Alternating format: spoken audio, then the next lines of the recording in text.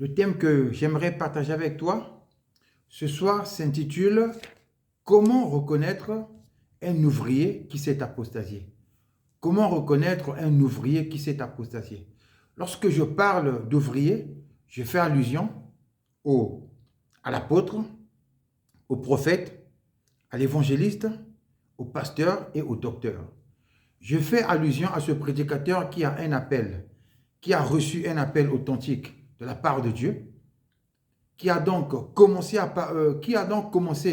à marcher de tout son cœur avec le Seigneur, mais qui, à un moment donné de sa vie, s'est détaché de Jésus pour se retrouver de l'autre côté, pour servir le diable.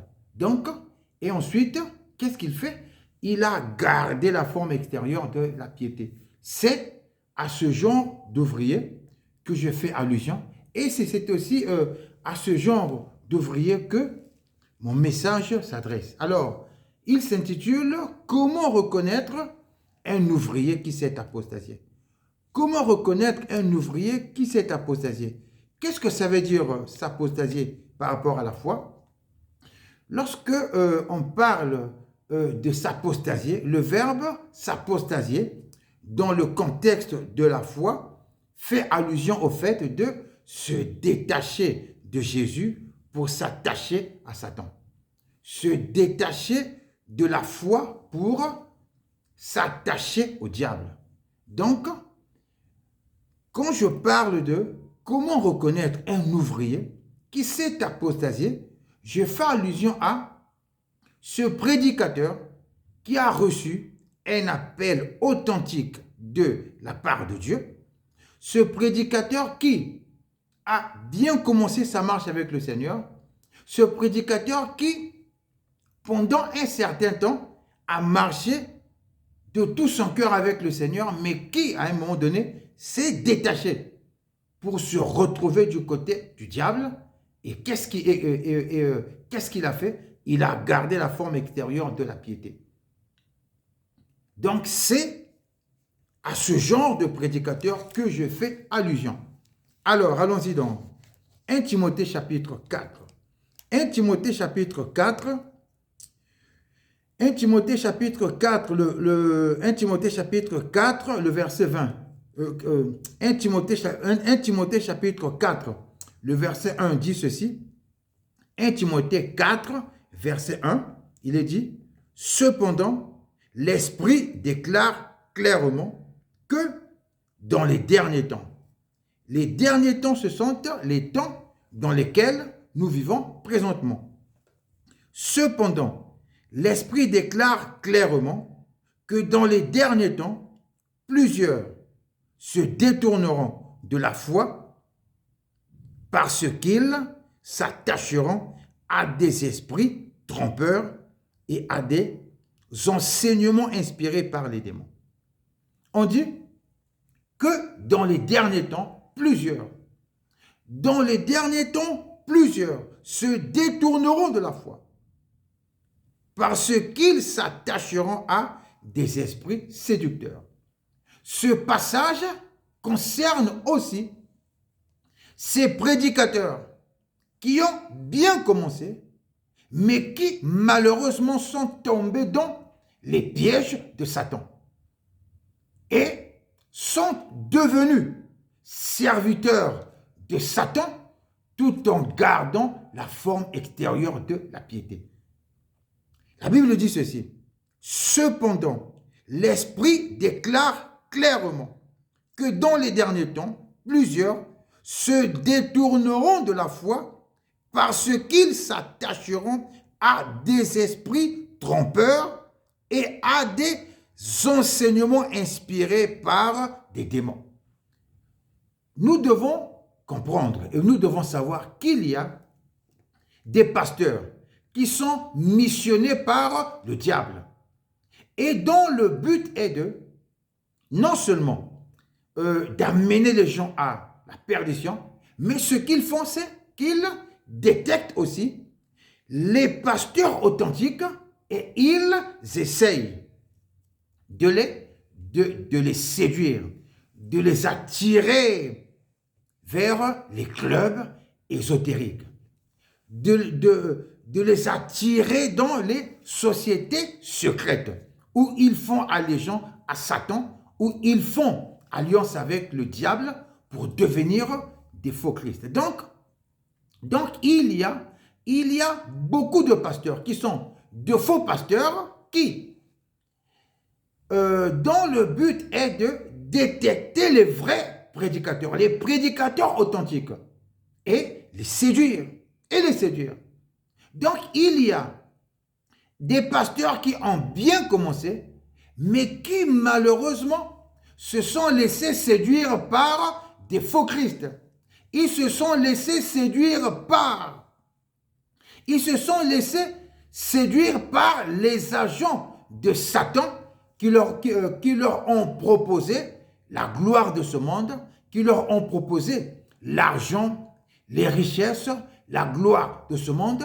Donc, ces pasteurs ont maintenant de grandes églises, ils ont beaucoup d'argent et ils prêchent constamment sur la prospérité. Ils ont des messages qui stimulent l'amour d'argent, des messages qui stimulent l'amour de l'argent. Donc, ils ont des messages qui stimulent l'amour de l'argent. Alors, il y a donc deux manières. Donc, les pasteurs authentiques se sont retrouvés piégés par le diable. La première manière, c'est que il y a, comme je l'ai expliqué, je vais encore le répéter, il y a de faux prédicateurs. Ils utilisent la Bible, mais ce sont des prédicateurs missionnés par le diable. Le Seigneur viendra,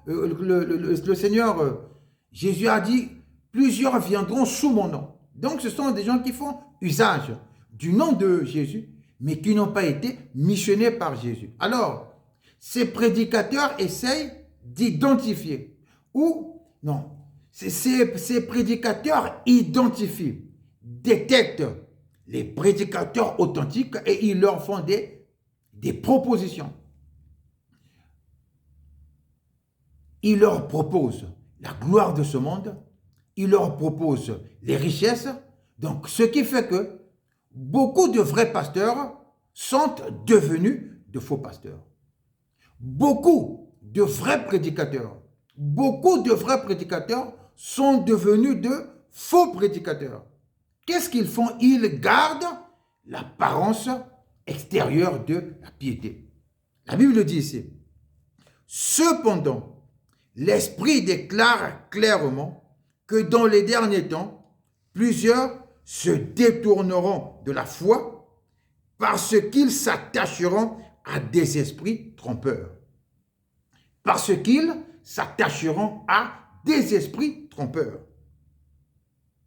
Parce qu'ils s'attacheront à des esprits trompeurs et à des enseignements inspirés par des démons. Alors, il y a beaucoup de pasteurs authentiques qui ont bien commencé, mais qui malheureusement sont devenus missionnaires de Satan. Et ils ont gardé la forme extérieure de la piété. Maintenant, mon enseignement consiste à les reconnaître. Cet enseignement consiste à les identifier. Comment reconnaître un ouvrier qui s'est apostasié? Comment reconnaître un ouvrier qui s'est apostasié? Alors, le premier signe, c'est le type de pasteur qu'il fréquente. Le type de pasteur qu'il fréquente. Si tu vois un pasteur qui a bien commencé, un pasteur qui prêche la sainte doctrine, un pasteur qui a un bon témoignage, mais qui commence à fréquenter des pasteurs qui ont un mauvais témoignage, qui commencent à s'associer aux pasteurs dont on sait clairement qu'ils sont dans les sciences occultes, ces pasteurs qui sont dans les mélanges, quand on voit un pasteur authentique qui a un bon témoignage, je recommence. Si vous voyez un pasteur qui a un bon témoignage, un pasteur qui enseigne la sainte doctrine, mais qui commence à fréquenter les faux pasteurs, qui commence à s'associer aux pasteurs dont les œuvres sont déjà connues de tout le monde, les mauvaises œuvres, des pasteurs au sujet desquels nous savons que ce sont des gens qui pratiquent la magie, des gens qui sont dans les mélanges. Si tu vois un pasteur authentique se retrouver dans cette association, alors c'est un signe que ce pasteur authentique est déjà en train de s'apostasier ou bien il s'est déjà apostasié. Il a compromis la foi. La Bible dit ceci dans 1 Corinthiens chapitre 6 au verset 14, du verset 14 au verset 15, il est dit: ne vous mettez pas avec des incroyants sous un joug qui n'est pas celui du Seigneur. Donc, le Seigneur ordonne à celui qui est attaché à lui à ne pas s'attacher à celui qui n'est pas attaché à Jésus. Je recommence. Le Seigneur ordonne à celui qui lui est attaché de ne pas s'associer à celui qui ne lui est pas attaché. C'est une association incompatible. C'est une amitié incompatible. La Bible dit, je relis, il dit, ne vous mettez pas. Donc, c'est un ordre que le Seigneur donne. C'est un commandement que le Seigneur donne. Il dit, ne vous mettez pas avec des incroyants sous un joug qui n'est pas celui du Seigneur. En effet, ce qui est juste peut-il s'unir à ce qui s'oppose à la loi? Ce qui s'oppose à la loi, c'est ce qui est injuste. La lumière peut-elle être solidaire des ténèbres? Christ peut-il s'accorder avec le diable? Que peut avoir en commun le croyant avec l'incroyant? Que peut avoir de commun le croyant avec l'incroyant? Donc, si un pasteur qui enseigne la sainte doctrine commence à s'associer avec ces pasteurs qui enseignent les doctrines des démons, ces pasteurs qui poussent les gens à se connecter aux anges, ces pasteurs qui poussent les gens à pratiquer le voyage astral, ces pasteurs qui prêchent la polygamie. Donc, si vous voyez un pasteur authentique s'associer à un pasteur apostat, ça veut dire que ce pasteur authentique est déjà en train de s'apostasier ou bien il s'est déjà apostasié. Pourquoi? Parce que c'est une combinaison, c'est une amitié incompatible. C'est une amitié incompatible. Je recommence. Si vous voyez un pasteur authentique marcher avec des faux pasteurs, ça veut dire que ce pasteur authentique n'est plus attaché au Seigneur. Ce pasteur authentique n'est plus dans l'authenticité. Il a compromis la foi. Parce que Jésus-Christ a dit, ne vous mettez pas avec des incroyants sous un joug qui n'est pas celui du Seigneur. En effet, ce qui est juste peut-il s'unir à ce qui s'oppose à la loi? La lumière peut-elle être solidaire des ténèbres? Christ peut-il s'accorder avec le diable? Que peut avoir en commun le croyant ou l'incroyant? Donc ça, c'est le premier signe. Ça, c'est le premier signe qui prouve que cet ouvrier du Seigneur s'est déjà apostasié. Donc, je recommence. Si tu vois un pasteur authentique commencer à faire des séminaires ensemble avec des faux pasteurs, avec des faux prophètes, avec des faux prédicateurs, ça veut dire que ce pasteur authentique n'est plus authentique. Il a cessé d'être authentique. Il a compromis la foi. Quelles que soient les explications que ce pasteur va donner, il est déjà soit en train de s'apostasier ou il s'est déjà apostasié. Donc, un pasteur authentique qui fait des programmes, des campagnes d'évangélisation avec des faux pasteurs, avec des faux prophètes, des séminaires, des conventions avec des faux pasteurs, avec des faux prophètes, avec de faux évangélistes, ça veut dire que ce pasteur qui était authentique s'est déjà apostasié. Il s'est apostasié. Il s'est apostasié. Il s'est apostasié. Si vous attirez son attention et qu'il continue à justifier sa posture, s'il continue à donner des excuses, à trouver des exemples, à trouver des explications, à essayer d'adapter ces explications à son nouveau contexte, sachez que ce prédicateur s'est déjà apostasié. Ce prédicateur s'est déjà apostasié.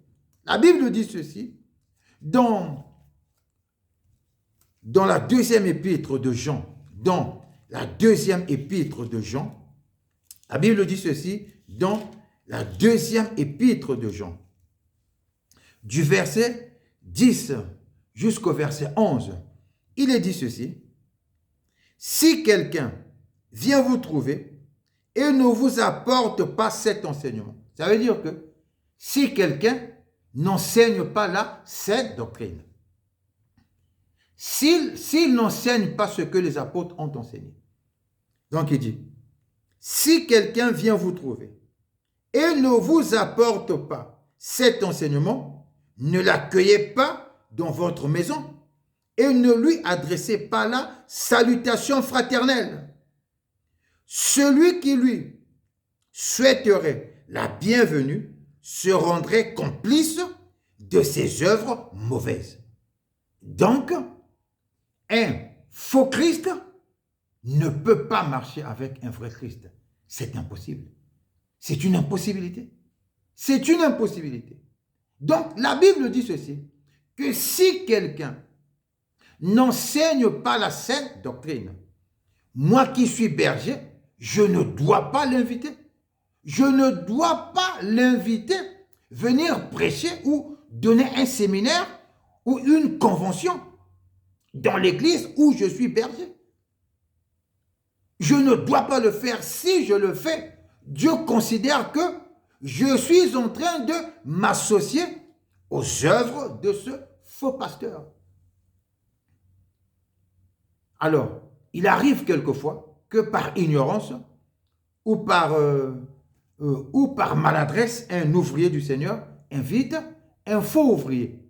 Ça peut arriver. Mais s'il découvre par la suite que la personne qu'il avait invitée n'est pas dans le vrai, alors qu'est-ce qu'il doit faire? Il doit se détacher de cette personne.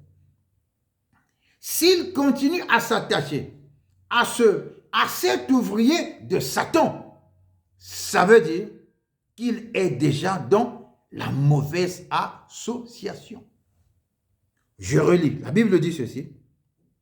Si quelqu'un vient vous trouver et ne vous apporte pas cet enseignement, de quel enseignement s'agit-il? Il s'agit de l'enseignement des apôtres, la saine doctrine. Si quelqu'un vient vous trouver et ne vous apporte pas cet enseignement, ne l'accueillez pas dans votre maison, ne lui adressez pas la salutation fraternelle. Ça veut dire, ne vous associez pas à lui. Ne vous associez pas à lui. Ne lui donnez même pas l'opportunité d'apporter un message. Pourquoi? Parce que le message qu'il apporte est un message corrompu. Un message corrompu. Parce qu'il vient avec une doctrine corrompue. Même s'il dit, même s'il enseigne quelques éléments qui sont vrais, le Seigneur dit, tant que cette personne ne se tient pas dans la vérité, on ne doit pas l'inviter. On ne doit pas s'associer à elle. On ne doit pas l'inviter. On ne doit pas s'associer à elle. Donc voilà le premier signe qui prouve qu'un ouvrier du Seigneur s'est apostasié. C'est lorsqu'il commence à fréquenter Des pasteurs qui ont des mauvais témoignages. Des pasteurs dont nous savons tous qu'ils pratiquent la magie, qu'ils sont dans les sciences occultes. Ils sont dans la magie, dans les sciences occultes. Donc, si vous voyez un pasteur s'associer à ce type de pasteur, ça veut dire que cet ouvrier du Seigneur est soit déjà en train de s'apostasier, ou bien il s'est apostasié déjà. Soit il est en train de s'apostasier, ou bien il s'est déjà apostasié. Donc ça, c'est le premier signe. Ça, c'est le premier signe. Pourquoi? Parce qu'il n'y a pas de communion entre la lumière et les ténèbres. Donc si vous voyez que la lumière et les ténèbres, apparemment, commencent à marcher ensemble, ça veut dire que cette personne qui transportait la lumière n'est plus dans la lumière. La lumière s'est retirée d'elle. Et qu'est-ce qu'elle fait? Elle garde la forme extérieure de la piété. Et on se dit, ah mais le pasteur, non mais tiens voilà, le pasteur est toujours correct, le pasteur est toujours correct, on trouve qu'il est, il n'a pas changé, il a toujours un bon témoignage, ses prédications sont toujours excellentes. Pourquoi? Parce que quand ils intègrent ces sociétés secrètes, lorsqu'ils vont faire alliance avec le diable, on leur dit de garder le même rythme, de ne pas le modifier, de garder le message, de prendre soin de l'apparence extérieure, de continuer dans la même lancée pour ne pas attirer l'attention. Mais le Saint-Esprit nous révèle que si un pasteur, si un prédicateur commence à s'associer au mauvais prédicateur, ça veut dire que ce prédicateur est déjà dans le faux. Ce prédicateur se retrouve maintenant dans le faux. Le deuxième signe pour reconnaître un ouvrier qui s'est apostasié, le deuxième signe c'est qu'il va introduire avec ruse, avec subtilité, une déviation doctrinale qui conduit en enfer. Une déviation doctrinale qui conduit en enfer. Il y a une différence entre une erreur normale qui ne conduit pas en enfer et une déviation dont le but est d'amener les gens en enfer. Ce qu'on appelle une hérésie. Une hérésie, c'est une déviation doctrinale dont le but est d'amener les gens en enfer. Et les hérésies fomentent souvent soit l'idolâtrie, soit l'immoralité sexuelle. Soit l'idolâtrie, soit l'immoralité sexuelle. Alors, qu'est-ce qu'il va faire? Il va s'arranger à introduire de manière très subtile. Il va s'arranger à introduire de manière très subtile une déviation doctrinale très grave qui mène à la perdition. Et cette déviation peut soit fomenter l'idolâtrie. Prenons un exemple des messages qui poussent les gens prenons un exemple, à activer le ministère des anges. Non, il faut activer le ministère des anges. Il faut parler aux anges. Il faut ordonner aux anges. J'ai parlé à mon ange. Je vais envoyer mon ange. Si vous voyez un pasteur utiliser ce genre de langage, sachez que c'est un pasteur qui pratique les sciences occultes. C'est un agent de Satan. C'est un agent de Satan. Ces déviations doctrinales se produisent d'une manière ou d'une autre. Certains pasteurs parlent des sorties de corps. Ils parlent de voyage astral. Ils expliquent qu'un chrétien peut sortir de son corps. Et il va prendre des exemples comme Ézéchiel, comme l'apôtre Jean, comme Paul, ou bien comme le prophète Élisée. Donc, il va prendre des expériences dans la Bible, il les sortira de leur contexte pour pousser les gens à pratiquer sans le savoir la sorcellerie ou l'occultisme. Prenons un exemple, des gens qui vous parlent d'invoquer les défunts, d'invoquer ceux qui sont décédés. Alors ça, c'est la nécromancie. C'est la nécromancie. La Bible interdit ce genre de pratique. La Bible interdit ce genre de pratique. Donc, ils vont essayer, ils vont introduire, mais d'une manière très subtile. D'une manière très subtile, une déviation doctrinale qui fomente l'idolâtrie. Ou bien il va tout le temps, il va très souvent parler de l'argent. Il va parler de l'argent, poussant ainsi les gens à mettre l'argent en avant, sans s'en rendre compte qu'ils deviennent des idolâtres, que l'argent prend le dessus, que l'argent s'assoit sur le trône de leur cœur, sans le savoir. Sans le savoir. Il met l'argent en avant. Il va donner des prédications qui vont tourner autour de l'argent. J'ouvre une parenthèse. Être riche n'est pas un péché. Travailler pour gagner de l'argent n'est pas un péché. Les biens matériels, Dieu les a créés et il les a mis à notre disposition. Donc nous les acquérons à travers l'argent, à travers le travail, et le Seigneur bénit aussi financièrement. Mais alors, que se passe-t-il avec ces pasteurs? Ces pasteurs ont des messages qui réveillent chez les brebis l'amour de l'argent. Ils ont des messages qui poussent les brebis à mettre l'argent en avant. Donc, du coup, les brebis deviennent des idolâtres. Mais ils le font de manière très subtile. Si le Seigneur le permet, on en parlera. Donc, ils vont introduire des déviations doctrinales qui fomentent soit l'idolâtrie ou bien l'immoralité sexuelle. Ils le font de manière très subtile. Prenons un exemple sur l'immoralité sexuelle.